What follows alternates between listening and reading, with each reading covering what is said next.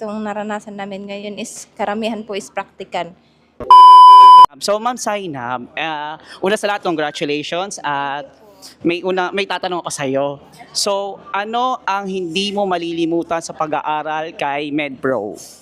Unang-una is yung mga tinuturo nila sa amin kasi yung naranasan namin sa dati at sa ngayon is magkaiba po kasi sa ngayon yung ginagawa namin po is yung parang on the spot po talaga siya, as in nagagawa namin. Sa dati kasi is more lecture lang.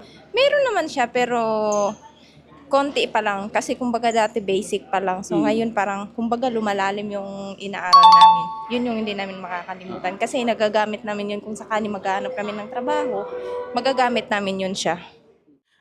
Totoo ba na mas marami ang practical, hands-on kaysa sa lecture? Opo, yun. Yung dito po sa ano namin, itong naranasan namin ngayon is karamihan po is practical. Konti lang po yung lecture namin. Kasi yung lecture, magle-lecture yung magbigay siya ng konti tapos on the spot na ginagawa namin po yun siya. Ganon din po yun kung nag-OJT kami, kung anong tinuro sa amin, pag nag-OJT kami, ganon din po ginagawa namin sa hospital. So Madam, maraming salamat and congratulations, and guys, follow for more!